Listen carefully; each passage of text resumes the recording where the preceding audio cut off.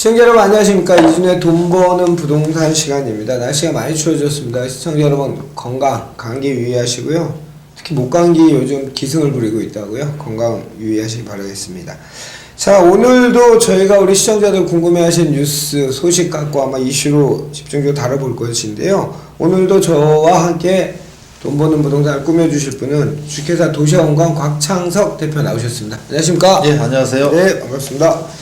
자, 곽 대표님 오늘도 또 짜릿한 소재를 잡아주셨어요. 지역주택조합의 허와실이라는 주제를 잡아주셨는데요. 이 지역주택조합이 참 말도 많고 탈도 많습니다. 예. 그죠?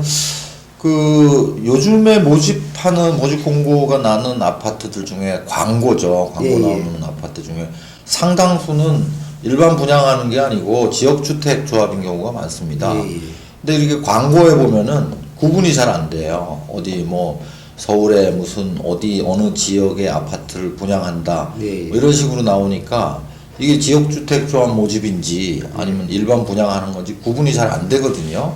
그러나 지역주택조합과 일반 분양 아파트는 어떻게 보면 하늘과 땅 차이입니다. 그렇죠. 모델하우스 가도 구분이 잘 안 돼요. 예. 국내 대기업 뭐 D그룹, H그룹에서 시공하는 뭐 이런 식으로만 하고 그 안에 들어가서 이제 관심을 갖고 들어봐야 이제 지역주택조합이 이제 아는데, 우리가 흔히 지주택 하는 이 지역주택조합의 허와실 좀 알아보도록 하겠습니다. 먼저 그 실을 알아보겠습니다. 그 장점은 어떤 게 있죠? 지역주택조합은요? 지역주택조합은 우선 그 일반 분양하는 아파트에 비해서는 가격이 한 20-30% 정도 분양가가 쌉니다. 분양가가 저렴하다. 예, 분양가라기보다는 이제 조합원 모집 가격이 되겠죠. 그렇죠.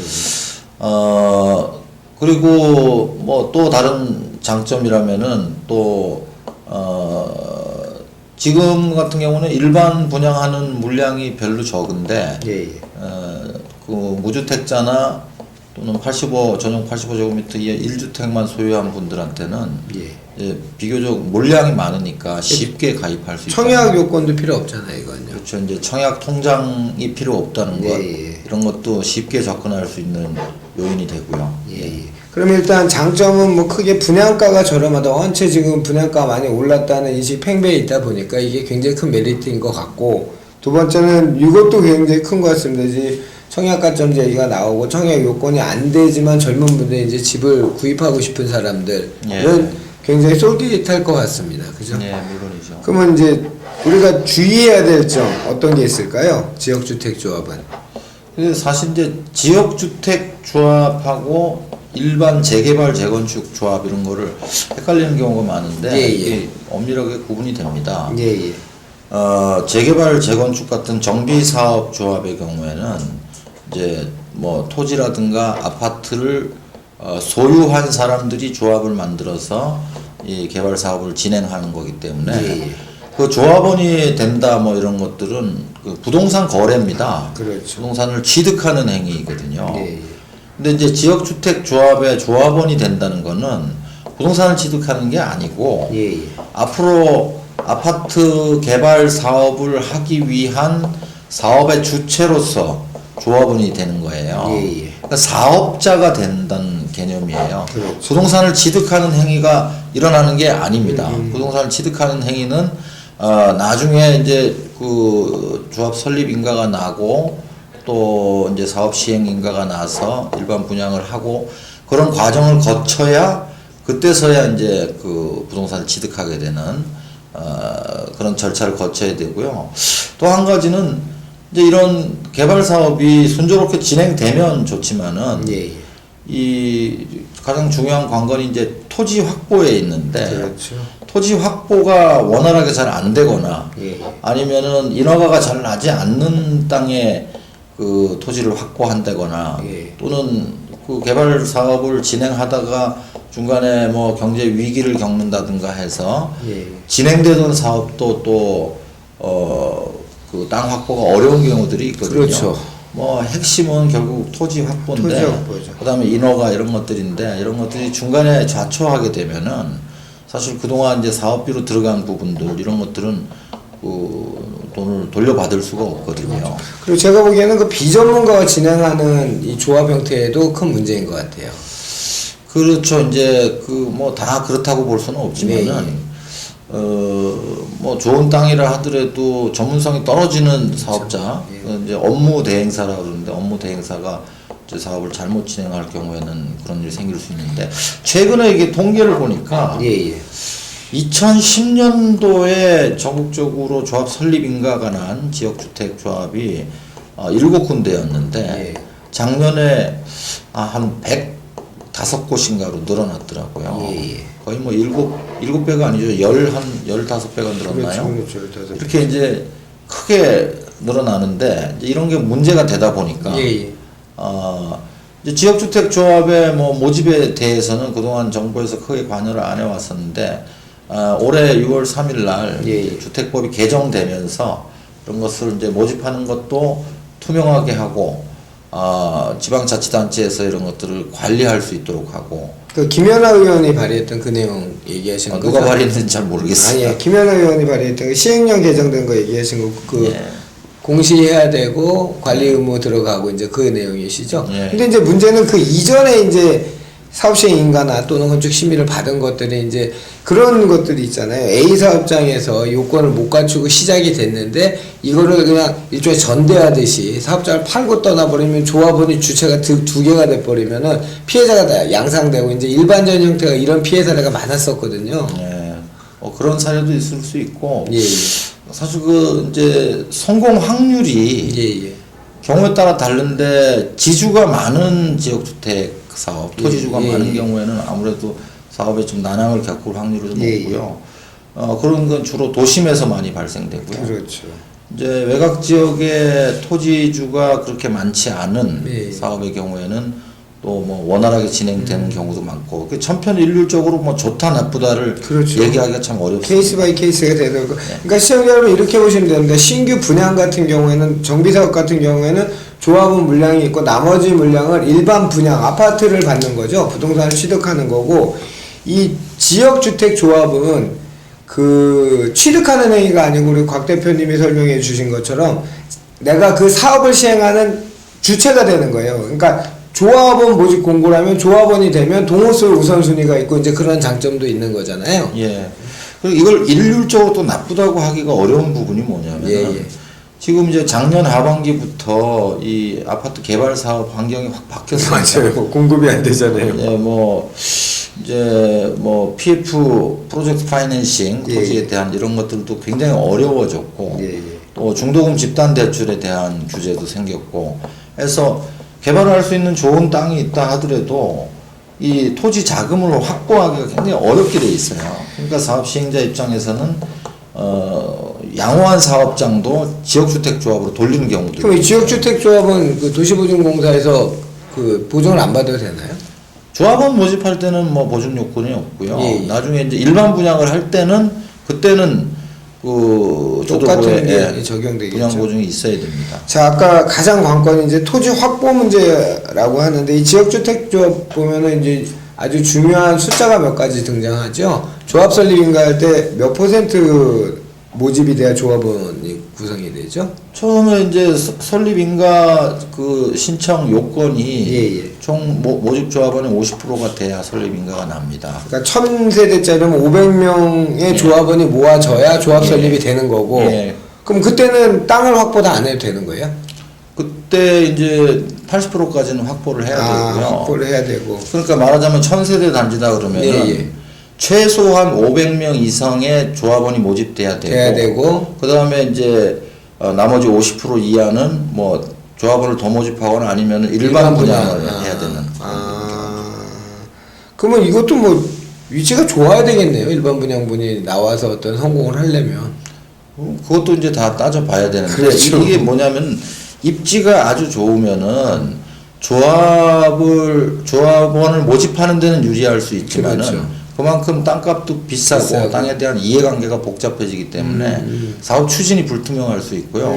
반대로 입지가 떨어지는 지역은 토지 확보에는 별다른 문제가 없는데 조합은 확보가 좀 쉽지 않은 그런 면이. 자, 그러면 이 사업 시행 인가 기준으로 했을 때 토지 매입을 몇 % 해야 이걸 우리가 속칭 뭐 안전하다고 해야 될까요? 일단 토지가 확보되면 사업 시행 인가 요건으로서의 토지 확보는 95%까지 돼야 됩니다. 아, 예, 예. 예, 나머지 뭐 5%는 예, 매도 청구를 할 수 매도 있습니다. 청구할 수 있는 거고. 예, 예.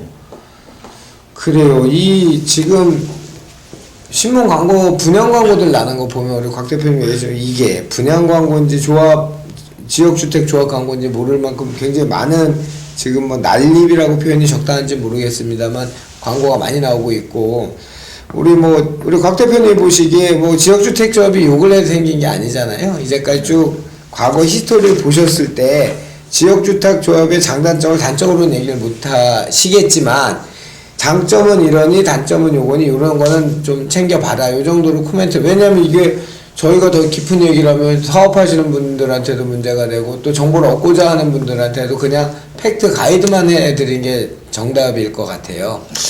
근데 이제 이 사업이 성공할 사업인지 또는 가다가 좌초할 사업인지 처음부터 알기가 정말 쉽지가 맞아요. 않습니다.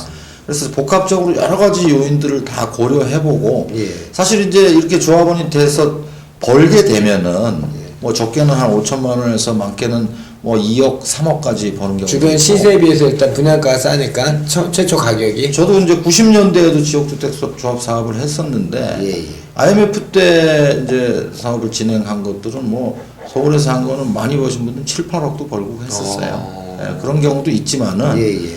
또 반면에 한 2006년, 7년, 8년 이때쯤 한 사업들은 지금까지도 자초하고 10년간 막 끌고 있는 사업들도 있거든요. 예. 그래서 뭐 일률적으로 말하기는 좀 어려운 측면이 있긴 있습니다. 그러나 이제 꼼꼼히 확인을 해봐야 되는 거죠. 이게 토지 확보가 어느 정도 돼 있는 건지, 토지주가 몇 명이나 되는 건지, 또 지금은 이제 올해 6월 3일날 그 주택법 시행령 개정 때문에 많이 안전판들이 생겨 있습니다. 그렇죠. 그래서 이제 시군구청에서 이제 뭐 관심을 갖고 있으니까 시군구청에 확인도 해보고 종합적으로 보고 조합원에 가입해야 되는데 핵심은 이게 지역 조합인지 뭐 그냥 분양하는 건지도 모르고 들어가시는 분들이 상당히 많다는 거예요. 그거는 이제 확실히 알아보고 그냥 일반 분양하는 거는 어떻게 보면 그냥 단순하게 그 법적으로 큰 문제가 될 건 없어요. 그렇죠. 대주보에서 다 보증을 해주는 상품이니까. 이제 지역주택조합은 이건 내가 사업자가 되는 거다. 그렇죠. 이건 나중에 이제 사업자가 되고 나면은 뭐 빼도 박도 못하는 경우들도 그렇죠. 많이 생기거든요. 그나마 다행인 거는 예전에는 이건 이제 신탁에서 자금을 관리 안 하는 경우가 많았는데 지금은 대부분 자금 관리가 이제 신탁사이기 때문에 그 손해를 보더라도 손해 크기가 옛날에 비해서는 좀 줄어들어 있다. 이런 신탁은 대부분 관리 신탁이죠. 개발 신탁은 아니고. 그 개발 신탁은 아니죠. 그렇죠. 자금 관리해 주는. 개발 신탁을 하면 조금 더 안정성이 확보돼요. 개발 신탁을 하면 지역주택조합을 할 필요가 없습니다. 그렇죠. 예. 그건 신탁에서 직접 토지 소유권을 가져와서 하는 확보하는 거니까. 예. 그래서 이제 지금 시장의 흐름이 여러 가지 규제가 많이 생기고 뭐 청약 규제도 생기고 또 사업에 대한 규제도 생기고 하다 보니까 지역주택조합이 늘어나는 측면이 있고 맞습니다. 시간이 갈수록 점점 투명해지는 측면도 있으니까 이걸 무조건 하지 말아야 되겠다 뭐 또는 싸니까 무조건 해야 되겠다 이것보다는 전문가하고 상담을 하시고 조합원이 되시는 게 좋겠다.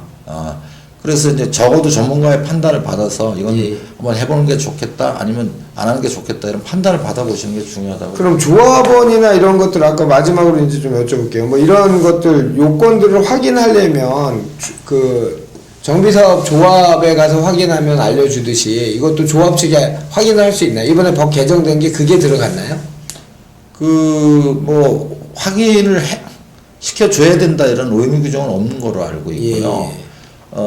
대신에 이제 규정이 생긴 거는 그 탈퇴 조항은 생겼더라고요. 가입이 됐는데 탈퇴하면 환급해주라 하는 건데 그런 것도 사실 실제로는 쉽지 않을 겁니다. 그렇죠. 그리고 뭐 조합의 뭐 임원들하고 뭐 업무 대행사는 사실 현실적으로 컨택이 어려워요. 보면 이제 분양하시는 분들을 통해서 컨택이 되는 우리가 대면하는 거는 그쪽만 대면을 하는 거죠. 그래서 참 그런 이제 어려운 점들이 있으니까 제가 볼 때는 뭐 변호사라든가 아니면은 이 부동산의 전문가. 지역 조합을 잘 알고 있는 분들과 상의를 해보시는 게 중요하다는 생각이 듭니다. 좋습니다. 오늘 결론 났습니다. 이 장점과 단점이 분명히 공존하는 지역주택조합 분양이 아니고 조합원 자격을 갖추는 거 과연 어떤가에 대해서 얘기해 봤는데요.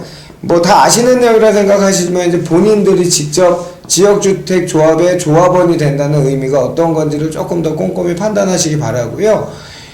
그 분양가가 일반 지금 시세보다 뭐 20% 30%가 싸다고 할 때는 굉장히 리스키한 부분도 있다는 거는 시장의 기본 원칙 아니겠습니까? 하이 리턴 하이 리스크란 말 많이 들어보셨잖아요. 그러니까 리스키한 부분을 최소화할 수 있는, 줄일 수 있는 부분은 바로 공부와 전문가의 도움입니다. 도움이고 그걸 꼼꼼히 판단하셔갖고 지역주택조합 장점만 취득할 수 있는 그런 좋은 기회가 됐으면 좋겠습니다. 자, 오늘은 우리 곽창석 대표님과 함께 지역주택조합의 허와실이라는 주제로 우리 시청자 여러분께 좋은 정보 드렸습니다. 다음 주 이 시간에 또 찾아뵙도록 하겠습니다. 날씨 아까 말씀드린 많이 쌀쌀해졌으니까요. 감기 조심하시고 우리 곽 대표님과 여기서 인사 나누도록 하겠습니다. 수고하셨습니다.